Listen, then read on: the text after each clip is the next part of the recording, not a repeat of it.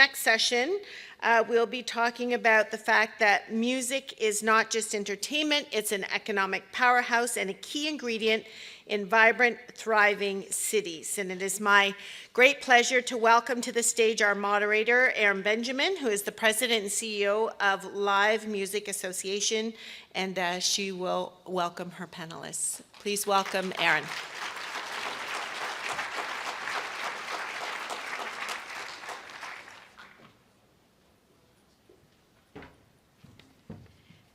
Fantastic. Panelists, you can come on up. I know there's nothing like running a little behind schedule and being the panel before lunch. So we're not gonna blast through. We're gonna take our time, but hopefully if you're starving, there may still be some donuts kicking around. And I'm gonna introduce our panelists in just a minute.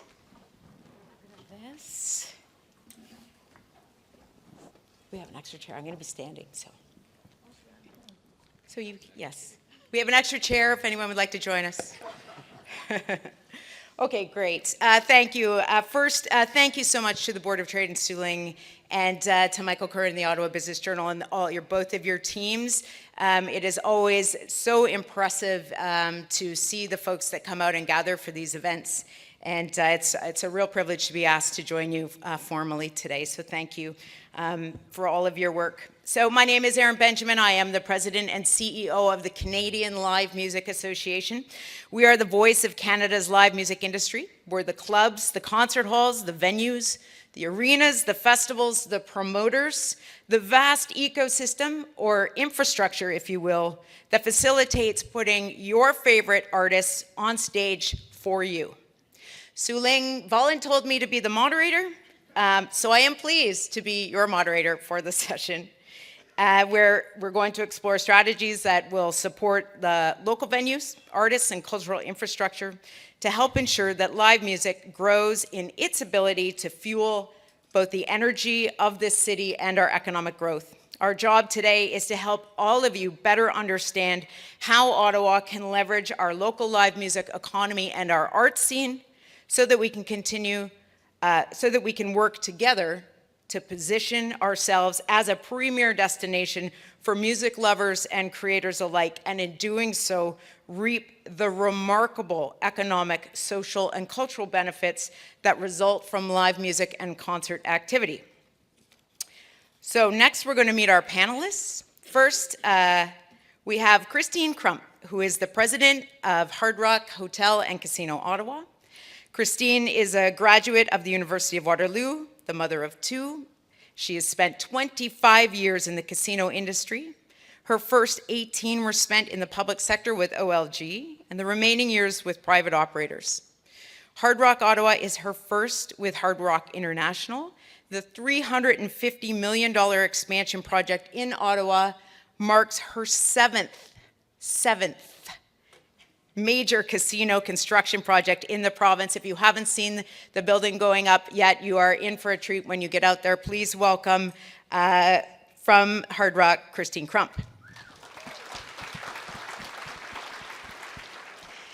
Next, we have Mark Monahan, founder and executive director of Ottawa Blues Fest. Mark founded Blues Fest in 1994, and since then the event has grown from a one-stage, 3-day event to a multi-stage, 2-week extravaganza featuring some of the best talent available on the planet. As executive director, Mark has turned the festival into one of North America's largest music events. Ottawa Blues Fest typically attracts more than 300,000 fans and generates somewhere between 35 and 40 million annually in economic impact. 2 weeks, 35 to 40 million.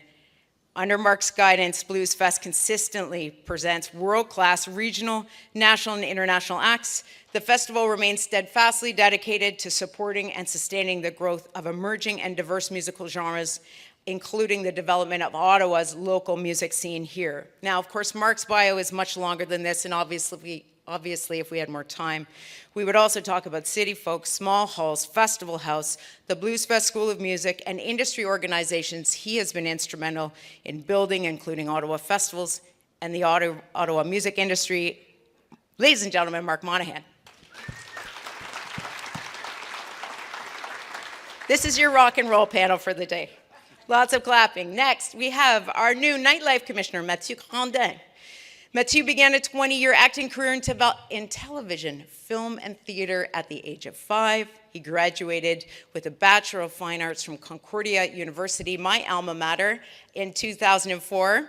Specializing in film production, he went on to work as an event producer and director and editor of music videos, commercials, and films in Montreal. In 2017, Mathieu founded Montreal 2424, an organization that supports nightlife development in Montreal. And in 2020, that organization established the Nightlife Council, a citizen-led body dedicated to the development of Montreal's nightlife. Then, in June 2024, Mathieu began his journey as our first ever Nightlife Commissioner. Please note the title. It is Nightlife Commissioner, not Mayor, for the City of Ottawa. He became the first person in Canada to hold such a position, and his mandate is to implement Ottawa's Nightlife Economy Action Plan, which was adopted unanimously by City Council in May 2023, and to create the first municipal service dedicated to nightlife management in Canada, the Ottawa Nightlife Office. Please welcome to the stage Mathieu Grandin. And last but not least, we have Ali Shafi, Regional Vice President of Live Nation. Over his 20-year career, Ali has produced large-scale events around the world. He co-founded one of Canada's leading event production organizations, which has gone on to produce 4 successful music festivals across multiple genres. Ali was honored in 2019 with the 40 Under 40 Award, of course, and received an Ottawa Tourism Award for Escapade Music Festival, which, if you can believe it, is celebrating its 15-year anniversary this year in 2025. In 2023, Ali became the Regional Vice President at Live Nation and head of its office located here in Ottawa. His passion for live events and music have fueled him to continue to be a leader and innovator in the space. And in his new role, he'll be overseeing multiple festivals across the province, as well as staying focused on the growth of live music here in the nation's capital with projects like History Ottawa and more. This is our friend, Ali Shafi.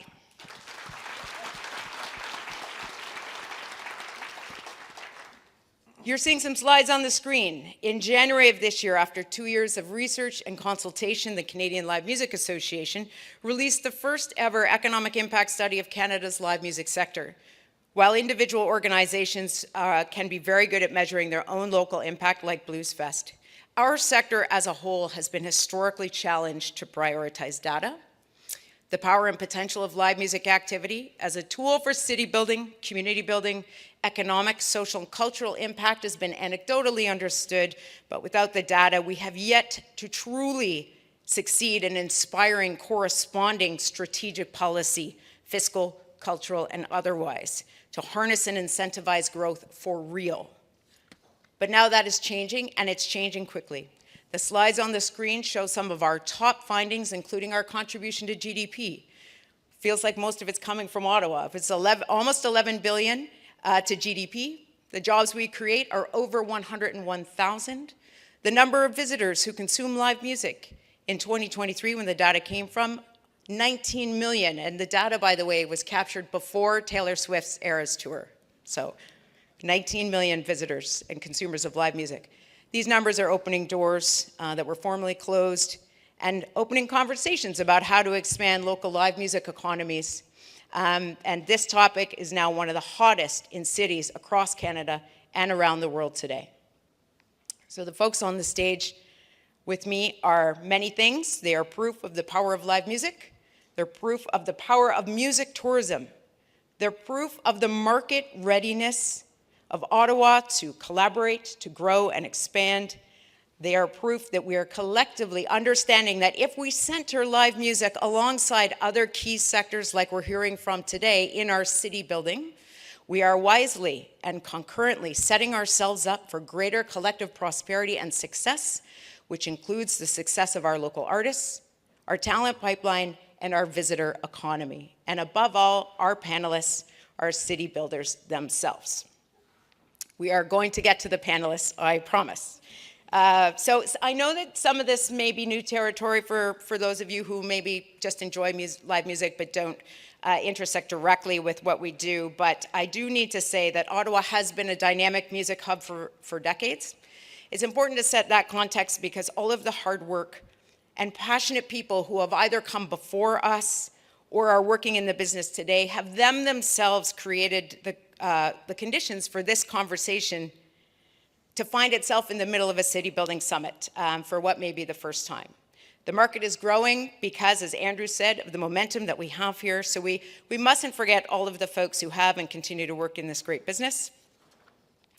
I know the organizers of today's event tried to get a small venue on this panel, and that didn't work out. But the other thing I would like to ask our panel and our audience to reflect on as we discuss today is our highly complex local ecosystem and why that ecosystem matters greatly to our long-term ability to grow and thrive. Small, medium, and large-size organizations, companies, and events. Because like any other sector, we're an industry made up of stakeholders, intrinsically connected to each other, directly or indirectly, whether you see shows or not. So I'd like to take a quick pulse check, if I may. How many of you in the audience have seen live music in the last month? Show of hands. Okay, that's pretty good. That's pretty good. Well, I feel like then we're in the right place at the right time. But next year, we're going to have a room full of hands all shooting up. Where we've arrived to today didn't happen overnight. Where we're headed to tomorrow is being built on the remarkable passion, innovation, and entrepreneurial spirit and vision of many of the folks working in the business today, including these fine panelists. So we're going to get into it now. I've asked each of our panelists to prepare a bit of a high-level overview of their business, major projects that are in their direct line of sight and relevant to city building, and that's where we're going to start today with a bit of a walkthrough but from each panelist. Then we're going to get into a conversation, and if we have time, we'll take your questions at the end. Christine, can we start with you? Testing, testing. Good afternoon, everyone. It's really exciting to be here and representing Hard Rock International. Hard Rock International is in 74 countries. We have over 300 locations globally. It's one of the world's most recognizable brands, and it's here for you. Coming soon. I wish I could announce the date today, but I can't. As Aaron mentioned, the project is a $350 million private build. I can actually tell you that's the public number we're using. As of January 21st, it's now $375 million because Jim Allen, our CEO, flew in and toured the facility and added another $24 million to the project to further renovate the existing building and also add some additional amenities to what we had planned. In that project, there will be a small hotel, or a boutique hotel, as I like to say, 150 rooms. 22 of those will be suites, and 19 will be accessible rooms. At the new build, there will be 10 restaurants and bars. There will be 4 stages. So Aaron talked about the notion of it being really important for a small venue, and albeit we won't be considered a small venue, we will have this small town, small venue feel in certain pockets of the venue. So we'll have a small acoustic stage at our Council Oak Steakhouse. Then we'll have the existing entertainment facility that we call The Joint. It's there now.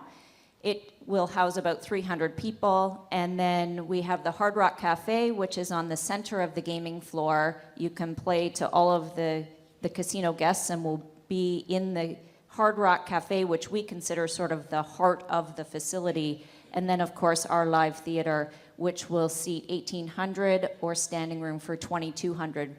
The exciting thing about that live venue is the seating actually retracts, so it can become a flex space. And we've already had lots of interest in galas. The mayor mentioned this morning, we've partnered with the PWHL, and we're hosting the draft in June. So that's a very exciting opportunity for the city and for Hard Rock. And we're thrilled to be in the city and happy to be here today. Thanks, Aaron. Awesome, Christine. Thank you so much. It is just going to be amazing out there. Fantastic. Next, let's hear from Mark. Thanks, Thanks, Mark. Aaron. Yeah, There we are. Thanks for having me, and great kudos to everyone on the panel here. Today we're really talking about city building, and when I sort of reflected on what I would like to say, one of the things is that there are pivotal moments that have happened in the history of Blues Fest, but also in the city, that have affected many of the events that are currently happening. And what I'd like to say is that we often look at Blues Fest or other events in terms of what they're doing for us now. How big is the economic impact of our event for the 10 days in July? But really, what's a bigger question is, what is the impact in the longer term of our event?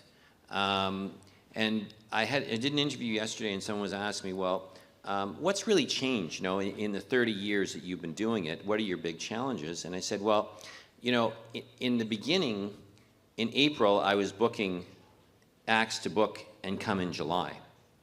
And in April of 2025, I'm booking acts to come in July of 2026. So it's changed in terms of the long game. And what I'd like to say is we often react to what's in front of us. And it's hard not to do that.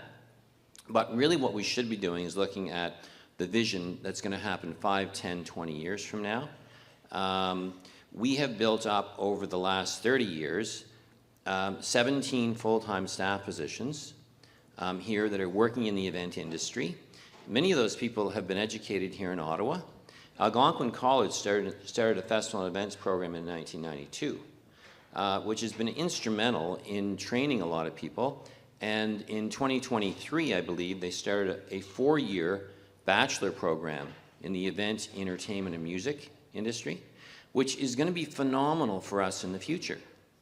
And what I am most proud of in many instances is being able to build a team of 17 professionals who are paid to work in the arts sector, the music industry. And we recently instituted a pension program, which is patterned after the public service. So in the next 5 to 10 years, several of our employees will be eligible for full pensions and will have made their career with the Blues Fest. So these are the things that, thank you. These are the things that make a difference in the long-term aspect of this community. And we often look at this, you know, a year-by-year basis, but really it's about employment. How do we create meaningful work in this city? And how do we educate and keep those people here? So that's my... Did you say pension? It's not Yes. a word we know in the arts, so you'll have to explain to me what that is later. Excellent, Mark. Thank you so much. Let's go to Ali, please. Testing. Oh, perfect.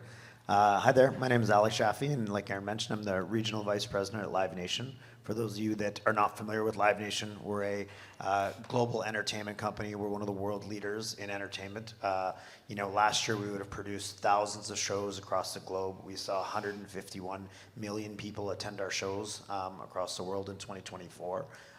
In Ottawa, we produced a record number of events across the city in 2024, everything from the Canadian Tire Centre to the NAC to the Bronson Centre.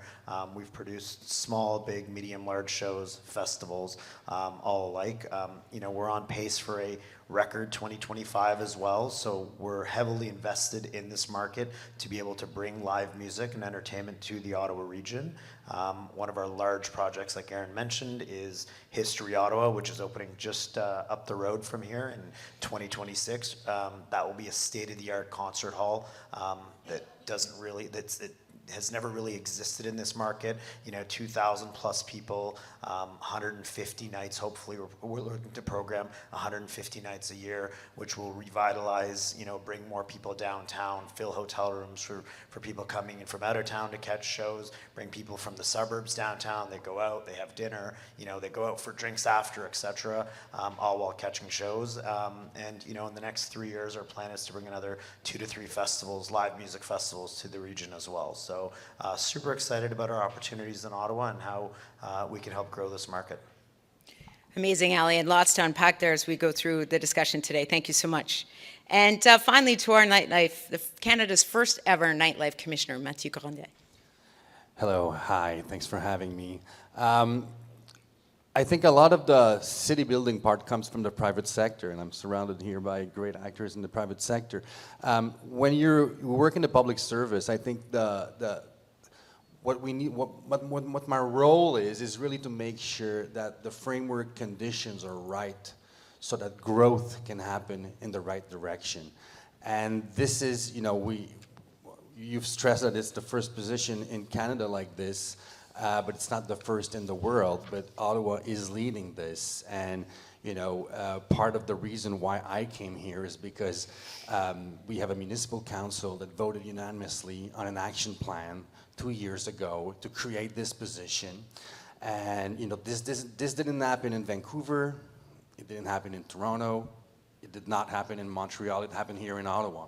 So I think it just shows the level of commitment of our politicians to develop nightlife and develop vibrancy. And I'll be the voice of the smaller venues here if someone couldn't make it, but because this has been all my life. And when we think about nightlife, we think about all these little bars and restaurants, and I'll also speak to broaden the scope from music. Music is the cultural powerhouse after dark, but there's a lot of different art forms that make this the fabric of nightlife.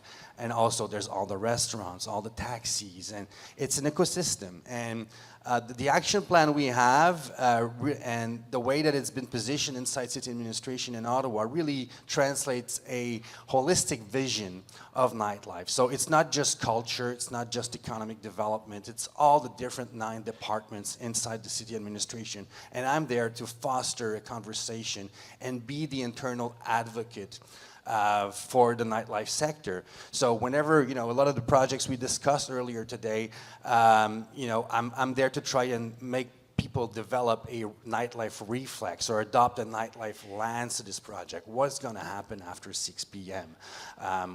For a lot of you, maybe you wake up at 5 a.m. and go out jogging, but there are a lot of people, other people, will be going out later at night and might be going to bed at 5 a.m. So this is what makes a great city. It's a diversity of the different lifestyles, and we must be able to encompass this as the nation's capital. Wonderful. And so I think that the panelists have already made the point. For those of you who are, I'm sure you're not wondering, but in case you are, why are we talking about music? Why are we talking about these different companies and Mathieu in the city and all of the work that our industry has been doing? The intersectionality with our work and yours can't be overstated at this point. I think that when we talk about prosperity, when we talk about quality of life, I think it's really important that we take this great opportunity that we've been given to just take a deeper dive and understand where our common goals are and how we will help you reach your goals. All of the work, especially we heard Jonathan and Andrew talking and Jennifer, the developer conversation doesn't happen without the work that a lot of these folks are doing. We're creating a city to live, work, stay, and play in. And of course, these folks can have the play part nailed. We heard a lot about, I love the mayor's comment about the Ottawa we want. Again, to Jonathan's comment about the Developer 101 course, and I think that we could think about this panel as we're talking today about a live music industry 101 course, about what life is really like behind the scenes, and really considering and being very intentional about things like job creation and long-term health and sustainability and viability of the sector, red tape, roadblocks, and collaboration and partnership. So I'm going to start with Christine, and I'd love for this to be a conversation panel, so I can't really see you terribly well, so please do feel to jump in at any point. But Christine, in our pre-con, when we were chatting last week as a group, you said that you feel like this is Ottawa's moment. You're leading one of the arguably coolest projects going right now, but also one of the biggest, I think one of the most important. Can you talk about why you think this is Ottawa's moment? For sure. Thanks, Erin. I am relatively new to the city, so I spent most of my gaming career in the Toronto market. As Erin mentioned, I've had 7 major projects, but this is actually my 7th property as well. And I was having a conversation with somebody from the Ottawa Senator several months ago, and they had spent a lot of time in Edmonton, and Edmonton was referred to this morning.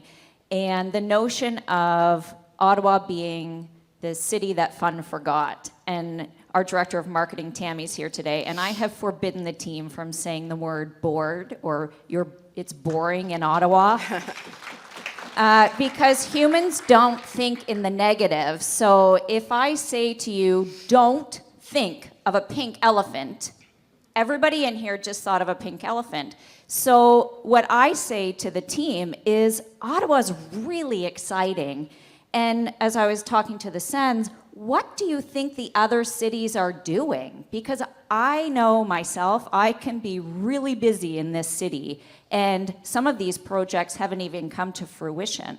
So when we were chatting as a group several weeks ago to get ready for the panel, that was my comment. Like, I really feel like everything that's going on in the city, we heard so much this morning already about the investment that's happening here. You've got we have a really engaged mayor, and I just feel like this is Ottawa's coming of age. Our billboards, actually, you've probably seen them around town. They say, the sound check's almost over. Expect Montreal and Toronto to ask us to turn it down. Like, hello, we just need you. We're giving you permission to have fun and make it your moment. Amazing. I just want to mention, I talked earlier about, these pivotal moments. I think one of the things we forget sometimes is we go about our business and we have two venues opening here in the next year, which are going to be pivotal moments for this city. And we have to recognize it as such. These venues don't come along often. The last Capitol Music Hall, the new Capitol Music Hall, closed in 2008 at 220, it was 200 Rideau Street, I believe. It's now a development. When that closed, I remember talking to the owners at the time, and they said, well, we're going to try and do another one. Well, that was 17 years ago. Now, I mean, so these things don't come along very often, and sometimes we overlook things that we think, oh, it's no big deal at the time. Well, 30 years ago, the Canadian Tire Centre was built out in Canada, and from the start, I'm going to argue, people were talking about it should have been at Le Breton.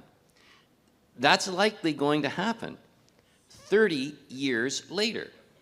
So don't forget what is happening, and don't overlook the support that's required to make some of these things happen. There are fewer and fewer spaces, public spaces downtown. Today is really about development, but I would argue it's also about making sure we don't overdevelop areas that are currently being used and generating a lot of activity. Le Breton Flats, talking to Mr. Nussbaum and his team, it's amazing what's going on. I mean, it's phenomenal what they're doing. But sitting at Le Breton, I keep seeing the encroachment of things, great things that are happening, but please protect the public spaces that are being used now for events and the event business. And we're not seeing that always as a priority. And one of the reasons is that they don't need to be developed. We don't want them to be developed. We want them to be maintained. So that's one of my comments as we go through.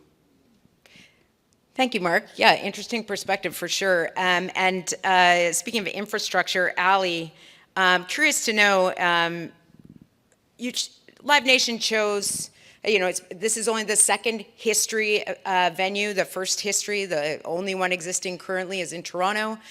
This is a partnership. I'm not sure what the right language is. A partnership with Drake and Live Nation. Now, your second city in the country, or the world for that matter, you chose Ottawa, which is amazing when you break it down. We're seeing all kinds of investment from the city level into the byward market, but we're also seeing private sector in terms of hotels and restaurants.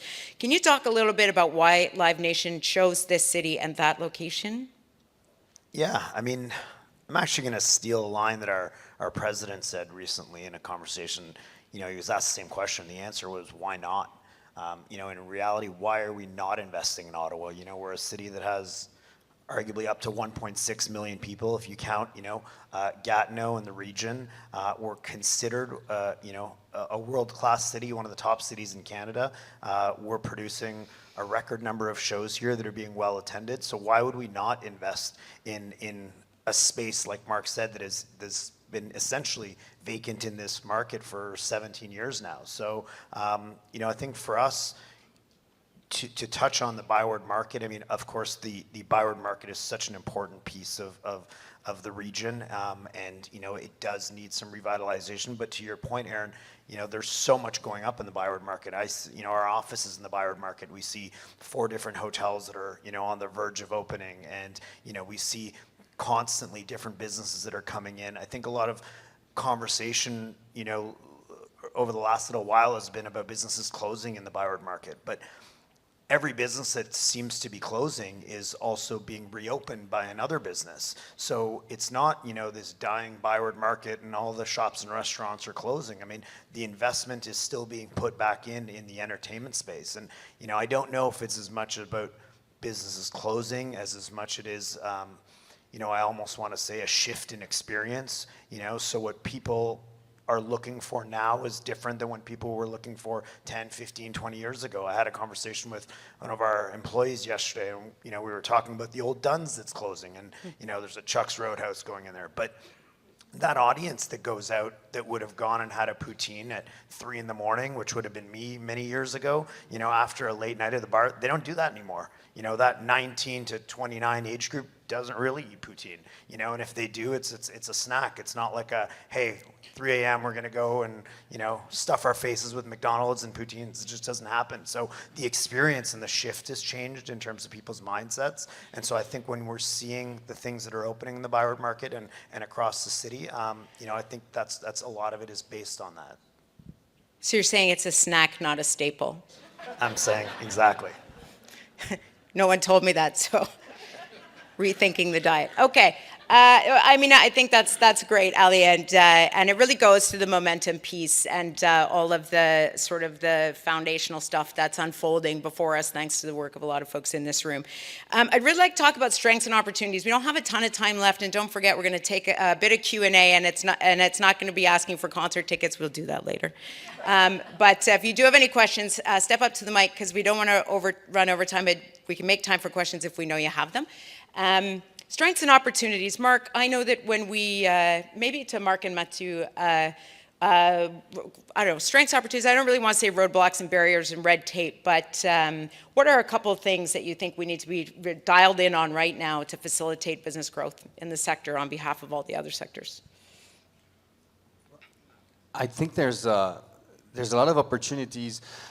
Right now, you mentioned it's a coming of age moment for Ottawa. By this time today, I think we've heard about so many projects that the investments speak for themselves. I mean, it's an exciting time to be in Ottawa, but right now we are laying the foundation brick by brick of growth, of what's going to happen over the next 3, 5, 10 years, and we're going to see that we're going to benefit from that later on, where right now we're planting the seeds. But I'm seeing a lot of things that elsewhere in Europe, for instance, we discussed the NCC discussed the importance of waterways. I mean, I've seen festivals happen on waterways in Europe. There's a potential there to use the waterways, which make up 8%, I think, of Ottawa, as cultural spaces too. It is right now, nightlife in Ottawa is doing pretty good considering the global state of nightlife. We've had crisis after crisis. We were shut down for 2 years during COVID. We came out really strong, and then it dipped because of affordability and cost of living that went up. And now we have tariffs that are going to add on that. So when I look at what's going on here, I think it's going really well, and we can build on that. And we have also shifting trends among the consumers. You mentioned the youth; they don't go out for the same reasons you and I were about the same age, used to go out. you know, we needed to go out to date and see our friends. They've got their phones for that. So, you know, I spent my youth in a dingy basement with a bad sound system watching local bands. They want to see Taylor Swift. They want an experience. They want the premiums, but they've got the money of a student. So what can we offer them? As, you know, what can the private sector take that into consideration, that there is a shift going on, and I think, you know, I think if we use that instead of being nostalgic about the past and that things are not like they used to be, there's a lot of opportunities coming forward. It's people like to talk about Ottawa as a city of civil servants, but you know, we have 110,000 students here and four post-secondary institutions. It's a student town. We need to use that. I think it's a great asset for our city to develop nightlife. And nightlife, at the end of the day, it's about quality of life and, you know, building happiness. Someone said earlier. One stat I love to come back with is the World Happiness Report last year. Canada as a whole ranked 15 on 148 countries, and now this year it's down 3 points to 18. For the happiness of people over 60, we ranked number 8. For the happiness of people under 30, we ranked 58th. There's a 50 places difference. We're not even in the first third. And you know, why is that? Well, young people feel lonely. They don't socialize as much. And how can we fix this? Well, the #1 city for youth last year was Vilnius in Lithuania. And the young people there mentioned 3 reasons. The first one, they had a good economy. Second one, a free education system. And the third one was a thriving nightlife. Because nightlife brings about socialization. Yes, we sell music, we might sell alcohol, tea, whatever, but what we sell for most is a space and a time to socialize.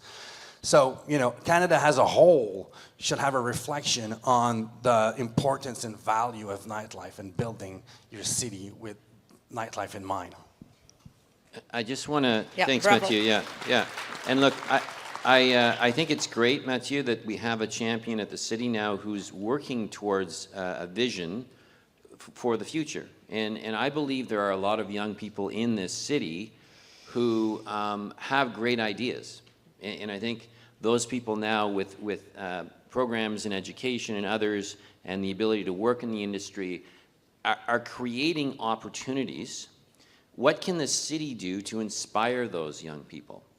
And how can we have the next person to create the next Blues Fest so that 20 or 30 years from now, I'm not up here, but the next person is? And that's important. And I think that we sometimes, and I want to be diplomatic about this, but sometimes we think too much about what ifs and what can go wrong, and we have to start thinking about what can go right. And it can't always be about planning for the worst case scenario. It has to be giving people a vision, an inspiration to know that they can create great events in this city and be able to work in this city, making a living by being in the event industry and the music industry. And the word pension helps. Yes. To that, Christine, it's interesting, and I agree. I mean, look, we actually have a total job, over 101,000 jobs this sector creates, and we did not know this before. Music tourism is growing by 10% a year globally. Music tourism is the future, and again, if you're not used to inserting music in a conversation and you're not sure where it fits in your continuum, I would just challenge us all to really understand what music tourism is. It is traveling at least 40 kilometers from where you live and paying for a live music experience, a concert, a festival, whatever it may be. And whether or not you yourself are a music tourist, the idea of incentivizing music tourism is good for everybody. Christine, when we're talking about employment especially, I know you've had just an amazing, or you're probably in the middle of it still, hiring, I don't know if you call it a career fair, but a hiring spree to sort of staff up this amazing new facility. What is the conversation? Are you seeing people apply from around the world, across Canada, across town? What's that looking like? What's the conversation been with all of those applicants? That's very timely. My eye keeps watering because we had very little sleep last night. We had our first all call, as we like to call it. I left early at 10:30 so that I could be here for this morning. But when we opened the doors yesterday, we had over 200 in line, and then at the peak of the job fair, there was 458 folks waiting to just get to the registration table. And that is the first of 4 job fairs that we're going to have before the end of May. We need to hire about 650 individuals to staff the facility, and that's to complement the facility that we already have. So there is tremendous interest in the market, but then Hard Rock layers in this global brand. So our executive chef is actually coming in from our New York property, but he's from Brazil.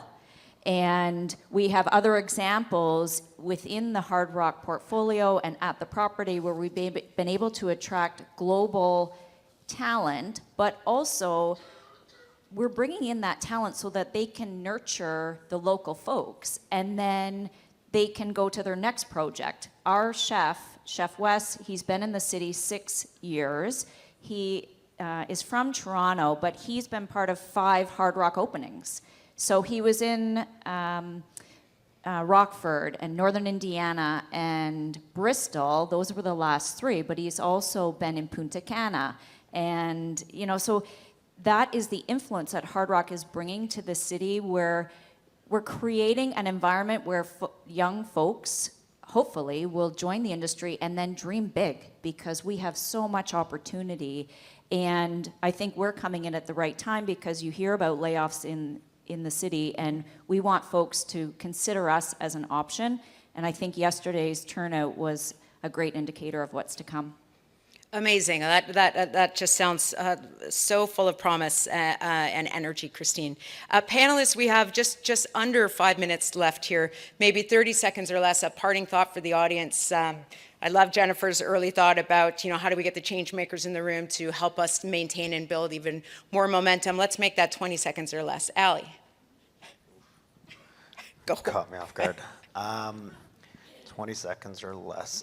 No, so in reality, here's the thing. I mean, we are going into, everyone said, in this panel up front, that we're going into arguably the most important years in Ottawa when it comes to entertainment and live music. I truly believe with what Hard Rock is doing, with the growth of Blues Fest, with other smaller venues that are also opening up. We're seeing multiple small venues opening up, across the city. I think that the support for these events and these venues over the next couple of years is super integral to the success of the next 20 to 30 years. I think that the new Lansdowne 2.0 project, which will be, also a huge stepping stone for that part of the city as well, is super important. What's coming down to Le Breton Flats. So I think there's just so much going on that, it's just a matter of kind of keeping our foot on the gas and pushing forward. Fantastic. Mathieu. I think we need you to build a positive narrative around nightlife and to amplify all the exciting moment that we are living through right now, because a lot of people might think that the nightlife commissioner can do it themselves, but I'm going to need your help to foster this positive conversation around the future of our city's vibrancy after dark. So, Mark. I just want to say advocacy is big on the list for me. I think we need to embrace the corporate community here in Ottawa, encourage them to support events, but also support them, recognize the difference they make. And I think it's critical that we engage with the business community to further the efforts of the music, event, and festival community. Well said. Christine. At Hard Rock, we say, if music is our heart, then philanthropy is our soul. And I think that speaks to how we come into a community and we're part of the fabric. You can layer that into any music venue. The tentacles that live music extends into any community is endless, I would say. Ladies and gentlemen, this has been my favorite panel of the week. And I would like to leave you with a thought, and that is, these people are building this city every day, day in and day out, in ways you see directly or feel directly or indirectly, whatever your relationship is with the live music sector in this community. Now you've got 5 new friends, and I hope you get to know us better. I would like to leave you with one final thought personally, and that is these conversations, I said at the beginning, these conversations are driven by the Board of Trade, and your support and membership, your support of and membership in the Board of Trade will enable this city to springboard from this conversation, which Mary Rowe was right, it is growing in leaps and bounds. And at the heart of all of this hard work is your Board of Trade. So we hope to see you at the next event, don't we, Su Ling Ching? And again, we thank you very much for centering live music in your conversation today. Have a great afternoon.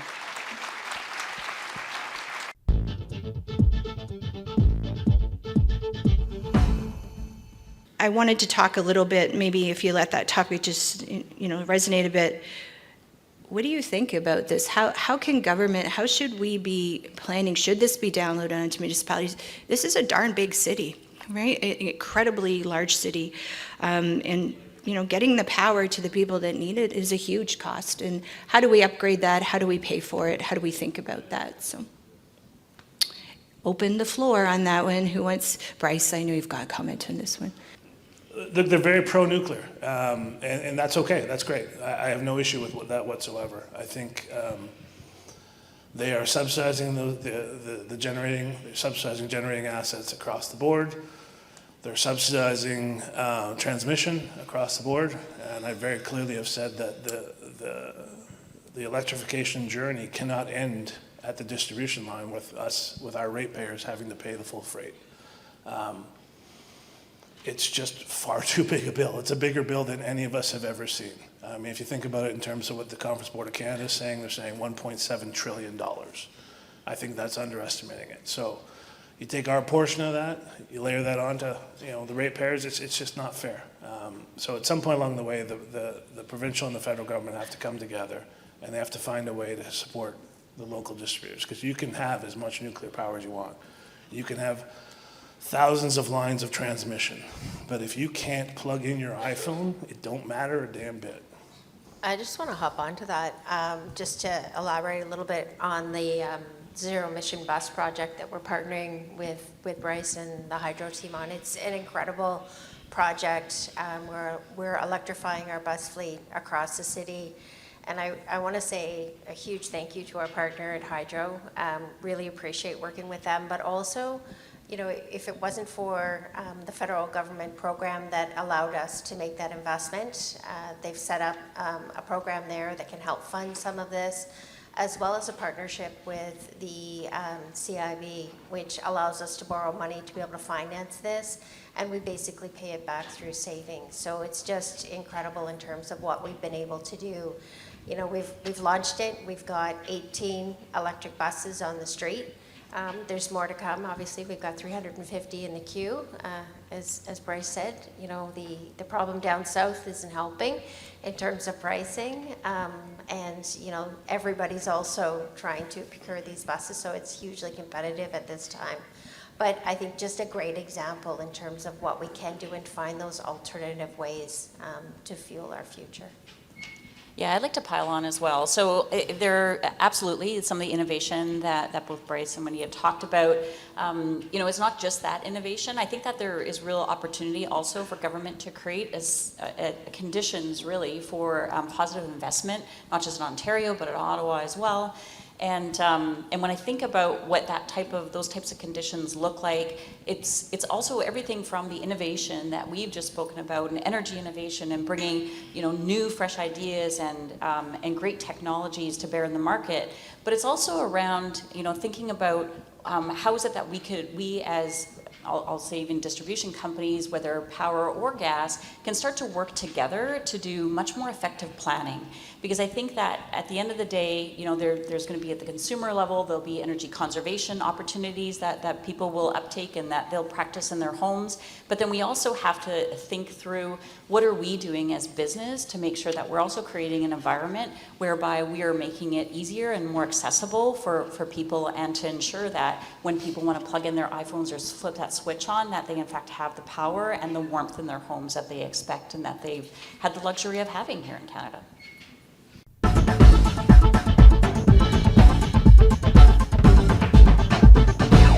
Just a little bit more, Julie.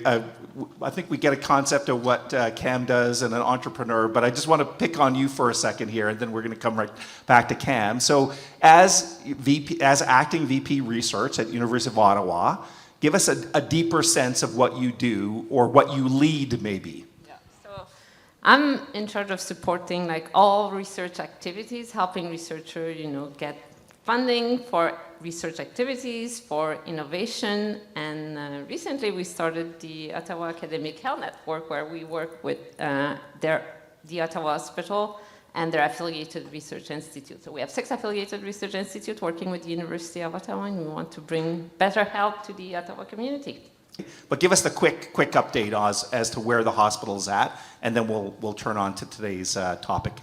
Yeah, so if you drive by the site, corner of Preston and Carling, we are under construction. So the garage is going up, the top part, which is where the main hospital is being built, the first phases of excavation and digging the hole is being done, and we're in the final phase of design. It's about a 2.5 million square foot building, so there's a lot of design. So the approach we've taken is, as we're doing the design, you're building components to it. And so as we build the parking garage, dig the hole to some extent, we'll finish the design, which even if we had 3 times the number of people, it still takes a good 8 months to get all the design done through a set of tender documents. The plan is to get that done by December. We'll have financial close. The garage is done in December. And then as we head into sort of winter, spring, we award the final phase, which is the main build. And you start building that, the building, which, you know, we're, with everything that's happening globally, between the number and the timeline, it moves around, but we're at least a good 5-year build to get it fully opened. So give us 1 minute on Luminix, and we're going to watch a really cool video. Sure, yeah. So just to set the stage, given there's a room of entrepreneurs here, just a little bit more background on myself to give context to what we've done here. This would be my 5th business. I spent my teens and my early 20s in oil and finance in New York, and then building oil companies and service companies in my 20s. I went into post-war development and international development for my 30s. So from a muscle memory training perspective, you learn totally different discipline, and you learn time. And then into the 40s, saw an opportunity. Luminix, very briefly, we're one of the largest LED lighting businesses in the country. The strategic plan was initially a 15-year plan to digitalize ceiling spaces and use that channel to basically create supercomputers in the ceilings. The AIMS technology, so on an energy efficient basis. So today we provide about 1.5 billion of market cap every year to our customers, just based on their energy savings. So about 10% of the country, at least 10% of the country, is living, operating, or working in Luminix environments every day. So that was an important part of the channel, build a platform. AIMS, the technology we'll talk about in a moment, it stands for the Artificially Intelligent Monitoring System. And it was born out of Boston Children's Hospital. So it spent about a decade in development there, going through clinical and engineering review.